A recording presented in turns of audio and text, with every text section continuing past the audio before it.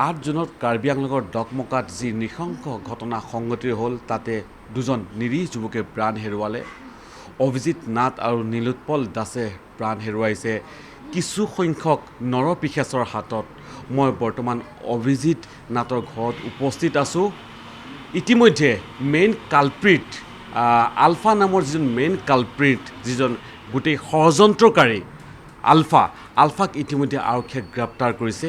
আৰু তাৰপিছত প্ৰতিক্ৰিয়া ল'বৰ কাৰণে মই অভিজিত নাথৰ ঘৰত আহি উপস্থিত হৈছোঁহি। অভিজিত নাথৰ মাতৃ শশীপ্ৰভা নাথ আমাৰ লগত আছে। তেওঁৰ পৰা জানিব বিচাৰিম ইতিমধ্যে বাইদেউ এই আলফা যিটো মেইন কালপ্ৰিট, ইয়াক আৰক্ষীয়ে গ্ৰেপ্তাৰ কৰিছে। এতিয়া এই কালপ্ৰিটখিনি এতিয়া মুঠতে প্ৰায় 33 জনৰ ওপৰত ইতিমধ্যে গ্ৰেপ্তাৰ হৈ গ'ল। কি বিচাৰে তেওঁলোকৰ প্ৰতি? মই তেওঁলোকৰ শাস্তি বিচাৰোঁ, উচিত শাস্তি বিচাৰোঁ। আমাৰ ল'ৰা দুটাই যিটো কষ্ট খাই পেলাই মৃত্যুবৰণ কৰিলে বিনা দোষত, গতিকে সিহঁতৰ সেই উপযুক্ত শাস্তি হওক, সিহঁতৰ ফাঁচি হওক।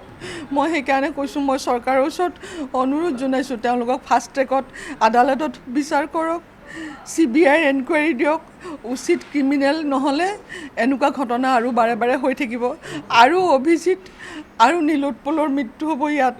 যদি অসমৰ এইকণ জেগাতে, অসমৰ ভিতৰতে যদি আজি নিৰাপত্তা আমাৰ নাই, যদি চৰকাৰে এইটোত যদি ষ্টেপ নলয়, তেতিয়াহ'লে আৰু কোনোদিনেই ইয়াৰ হেৰি নহ'ব। তাহাঁতে আৰু এই কাম কৰিব, সিহঁতে ফূৰ্তিতে কৰিব, আনন্দ কৰি আমাৰ ল'ৰা দুটাক মাৰিলে। গতিকে মই কৈছোঁ নহয়, চৰকাৰৰ ওচৰত অনুৰোধ আপোনালোকৰ চেনেলৰ যোগেদি যে সিহঁতৰ ফাঁচি হওক, এই মেইন কালপিটটোক ফাঁচি দিয়ক, সিহঁতক উপযুক্ত শাস্তি দিয়ক, এনেকুৱা দৃষ্টান্তমূলক শাস্তি দিয়ক যাতে দুনাইবাৰ এই কাম নহয়। হয়, বাইদেউ কৈছে এটা কথা যে এই যি কালপ্ৰিটকেইটাক ইতিমধ্যে আৰক্ষীয়ে গ্ৰেপ্তাৰ কৰিছে। দোষীক উপযুক্ত শাস্তি হওক, ফাষ্ট কোৰ্টত বিচাৰ প্ৰক্ৰিয়া চলা হওক, আৰু আইনৰ সুৰুঙাজে যাতে কোনো হাৰি নাযাওক, আৰু ইহঁতৰ ফাঁচি হওক। কঠোৰ পৰা কঠোৰতম শাস্তি দাবী কৰিছে অভিজিত নাথৰ মাতৃয়ে। আৰু সেয়া মাতৃৰ হৃদয়ৰ সেয়া আহ্বান, আৰু সেই আহ্বান চৰকাৰে গ্ৰহণ কৰে নে নকৰে সেয়া সময়ত পৰিলক্ষিত হ'ব। কিন্তু দুজন যি নিৰীহ যুৱকে এইদৰে প্ৰাণ হেৰুৱাইছে, অসমত যাতে বা বিশ্বৰ কোনো প্ৰান্ততে যাতে এই ধৰণৰ ঘটনা সংঘটিত নহওক, সেয়া এগৰাকী মাতৃৰ বুকুৰ আহ্বান। মই পুনৰ সুধিছোঁ বাইদেউ, এই দেখা পোৱা গৈছে SP আৰু DC-বোৰে কৈছে তাতে গ'লে বোলে অনুমতি লৈ যাব লাগিছিল। এইটো কি ধৰণৰ কথা?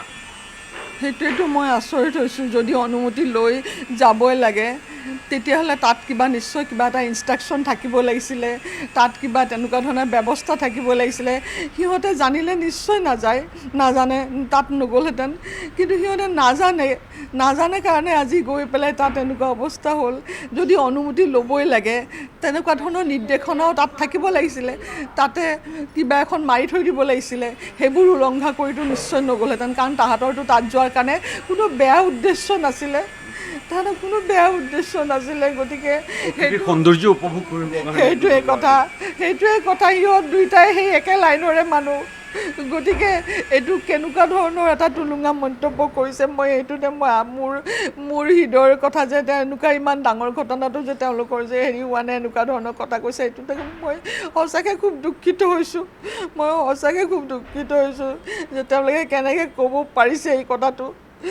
মই জনা হ'লে নিশ্চয় নগ'লহেঁতেন, কাৰণ সিহঁতটো একো হেৰি ল'ৰা নহয়, শিক্ষিত ল'ৰা, চব জানে।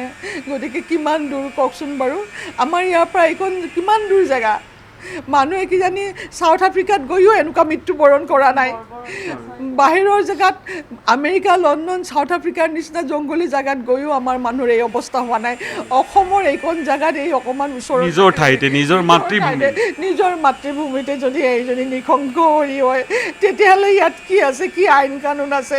মইতো এইটো আইন কানুনৰ ওপৰত মোৰ হেৰি নোহোৱা হৈছে। যদি এই যিটো কাণ্ড হ'ল, ইয়াত যদি উপযুক্ত বিচাৰ নহয়, তেতিয়াহ'লে মই ভাবিম আমাৰ দেশত কোনো আইন কানুন নাই। দুজন চৰকাৰী বিষয়া আৰু অন্যান্য যিসকল নেতা এই ধৰণৰ টুলুঙা মন্তব্য কৰিছে। সেয়া টুলুঙা মন্তব্য বুলি ইতিমধ্যে আখ্যা দিছে যে কাৰ্বি আংলঙত গ'লে বা সেই ঠাইডোখৰত গ'লে অনুমতি লৈ যাব লাগে, প্ৰশাসনক সেই কথাৰ অৱগত কৰি যাব লাগে। এয়া এক টুলুঙা মন্তব্য বুলি ইতিমধ্যে অভিজিতৰ মাতৃয়ে সেয়া কৈছে। ইতিমধ্যে বাইদেউ সমগ্ৰ দেশতে, কেৱল দেশ বুলি নহয়, আন্তৰ্জাতিক পৰ্যায়তো ৰাছিয়াত দেখা পোৱা গৈছে। ইণ্ডিয়া গেটত আমি দেখিছোঁ এক প্ৰতিবাদ হৈছে আৰু আপোনালোকৰ দুখৰ সমভাগী হৈছে বহুত লোকসকল তেওঁলোকৰ উদ্দেশ্যে আপুনি কি ক'ব মই সেইটো তেওঁলোকৰ ওচৰত মই চিৰদিন কৃতজ্ঞ হৈ থাকিম যে মোৰ এই দুখত যে সমগ্ৰ বিশ্বই যেতিয়া মোৰ লগত সমভাগী হৈছে মই তেওঁলোকৰ ওচৰত সদায় কৃতজ্ঞ মই সদায় তেওঁলোক মোৰ নমস্য তেওঁলোকৰ সাহসতে আজি মই এইখিনি হেৰি কৰিবলৈ মই আজি এইখিনি ক'ব পাৰিছোঁ এইখিনি মন্তব্য আগবঢ়াবলৈ পাৰিছোঁ যে মানুহে মোক যিমান সাহস দিছে যিমান মানুহ মোৰ ঘৰত আজি পদধূলা দিছে চিনাকি অচিনাকি কিমান মানুহ ইয়াত আহিছে মই তেওঁলোকৰ সাহসতে এইখিনি মই আজি এইখিনি কথা ক'ব পাৰিছোঁ তেওঁলোকে আগলৈকে এনেকুৱা সাহস দিয়ক মোক অন্তত বাইদেউ শেষৰ কথাটো মই সুধিব বিচাৰোঁ ইতিমধ্যে এই নীলোৎপল আৰু অভিজিতৰ